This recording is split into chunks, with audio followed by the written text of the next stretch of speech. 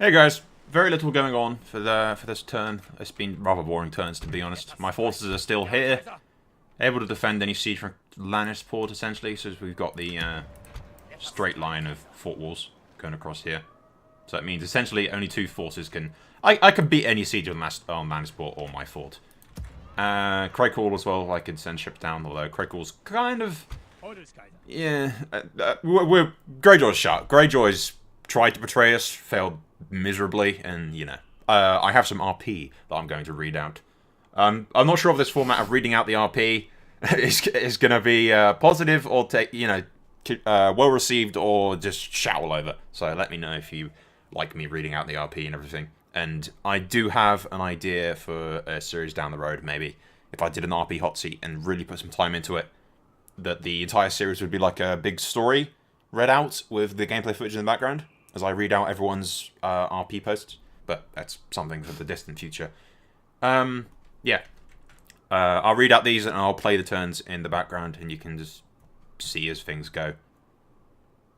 Falling silent as a handful of armoured knights entered. Flowers and fawns adorned their clothing, Tyrell to the core. Welcome to the Rock, gentlemen.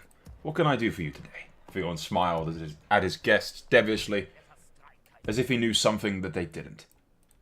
The hall remained silent as the grave while the leader of the knights stepped forward towards the throne and the Iron Prince that looked down at him.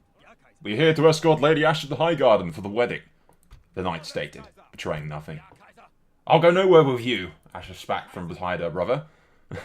I'll not be sold to, Theon interrupted. What my sister means to say is certain events have arisen, making it quite inadvisable for her to make the trip at this time. You promised I promised peace. Theon rose from his throne with a fury. I'll not send my sister south to be a hostage.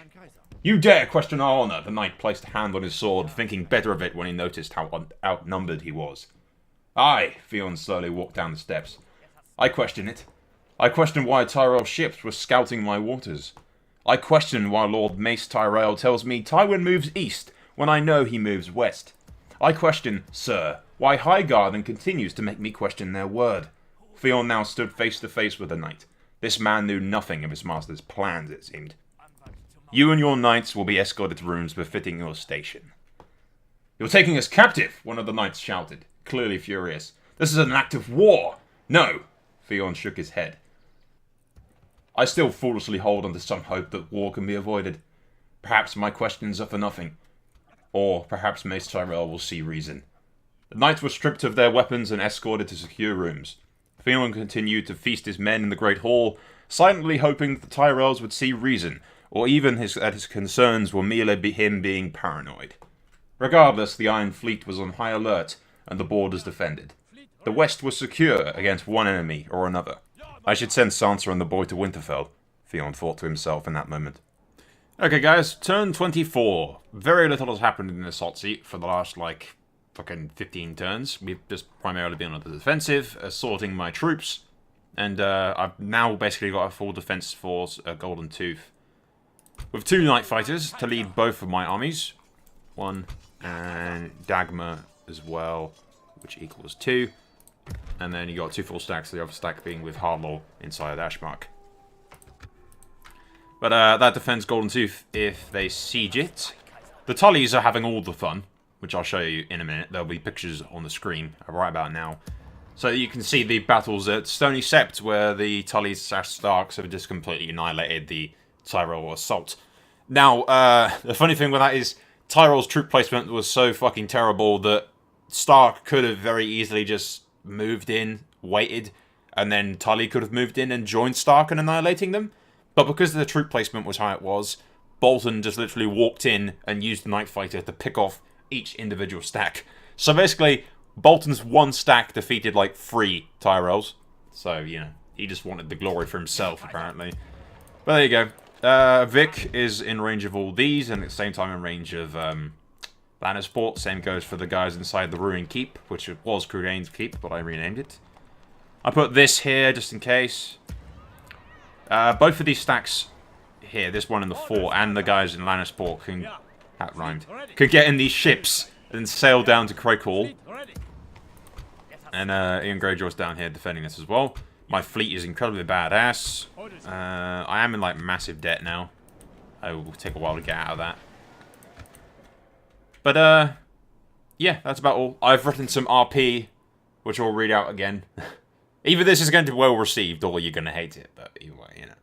We'll see how it goes. But I've written some RP from Dagmar's point of view, because he's been defending this pass for fucking ages, and is bored out of his goddamn mind, kind of like how I am. A man with snow-white hair and a hideous scar that left him with 4 lips instead of 2 sat beside a large fire, sharpening his axe. Boasting a shaggy white beard and many rings, gold and silver and bronze, set with sapphire and garnets and dragonglass, all of which won by the Iron Price. Prince Theon had tasked him with leading a bunch of inexperienced fools in guarding a pass. An important pass, true enough, but the task was still incredibly dull. For years I've held this accursed valley, the man spoke with a growl befitting any wolf, and things were peaceful until the boys sent you and yours, Geralt. The man, one Geralt Goodbrother, laughed heartily in response. You mean boring, Cleftjaw? Aye, Dagmar replied with a hideous grin. That too. Prince Theon wished to ensure the pass is held, adamant in the belief that the castle was the key to something larger. A younger man sat beside Geralt, an attractive woman on his lap. We've gone in the wrong direction, if you ask me. Geralt slapped the man over the back of the head. Nobody asked you, boy. Leave the strategy to your betters. Yes, father. The younger man got up and dragged his horror away. He was one of Lord Geralt's 3 sons, triplets, and practically identical. Dagmar had long ago learnt to stop asking what son was what. He honestly didn't care. Geralt handed some parchment to one of his men, whom proceeded to hand it to Dagmar on the opposite side of the fire. News from the wolf pup. Dagmar showed little expression upon reading the letter, although the tone in his voice betrayed that it was clearly good news. The young wolf finally pushes against the side of the valley. And about bloody time, I say. We've been waiting here for him and Tully long enough. Once the castle was nothing but a bloody ruin, we can rejoin the others and stop sitting around on our asses. Those fools will either remain behind those walls and make things difficult, or flee in some desperate attempt to prolong in their miserable lives, Dagmar interrupted, slamming his axe into the wooden log beside him. Let them come. Aye, Geralt said with a smile of his own. Let them come. We've been waiting long enough. We can wait a little longer. Meanwhile, at Lannisport, Theon stood on a beach outside of Casterly Rock, watching his captives being offered up to the drowned god. The knights that had came to the rock to steal his sister's hand, they flailed around in the tide as it came in to claim them. My prince, one of Theon's guard addressed him in a serious tone. An envoy from the King of the North is here to see you. He insisted on coming down to see you personally. The Northman in question stood impatiently behind the guard. Theon knew this one's face from his time in Robb's camp, as if the black cloak, patented with white suns, didn't give him away instantly. It is good to see you again, Theon, Torrent replied with a grin as he shook the prince's hand before giving him a letter to read. King Robb sends his regards. Theon and Karstark turned to watch the tide, and the last of the flailing knights. These southerners have skills in intrigue on par with Lady Catelyn. Theon laughed at Torrent's awkward smirk. I mean no offense to Robb's mother. She was always kind to me. The stag and flowers continue to make me laugh, however. For people so experienced in their Game of Thrones, they show a shocking lack of tact.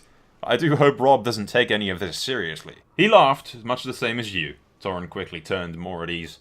He and Lord Tully got the same messages, claiming the other to be a traitor. Another from Highgarden too, claiming that you plan to attack the north.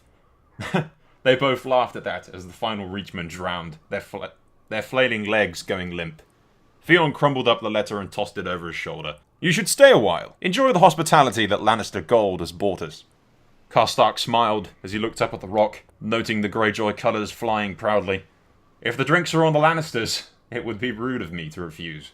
The 2 men walked up to the rock and drank their fill. Talking of their experiences in the Riverlands in the West, Theon spoke briefly of how he found it ironic that House Lannister lost the West due to their own greed, while Torrent spoke at length of the continued conflicts in the Riverlands, where his father and brother fought as they spoke. The young Karstark left early the following day, eager to return to the fight beside his family. Okay guys, that's all for now. Please let me know what you think of the whole RP-esque format. I think it keeps the series more interesting and more enthralled with you sort of following a story rather than just following the gameplay. Especially in a hot seat like this, which has been, frankly, boring as hell recently. The Greyjoys have basically just been sitting in the West defending constantly for ages. We're just waiting for everything to fall into line. The Tullys are pushing in the Riverlands, and eventually we will move on the Golden Tooth. And then once the Riverlands are secured, the Tullies will move into the Reach, and then we'll move into the Reach. And meanwhile, Stannis is taking the Crownlands, he'll move into the Stormlands, and then we'll all eventually converge on the Reach and just completely annihilate it. It's a case of there's no point in me attacking, because it's an unnecessary risk. I may as well just turtle, defend my shit, get all my armies ready, help out the Tullys and the Starks however I can in securing the Riverlands, and then all at the same time attack, rather than just me individually attacking, where, we can either overwhelm Greyjoy or I can just pester him, but, there's very little happening, so I think the whole RP concept is a good way to go. But let me know what you think. That's all for now. We'll try and do one of these Turmoil videos sort of every other week, if I can. It is a lot of editing due to the whole RP aspect, but we'll see what we can do. Thank you for watching. Soul out.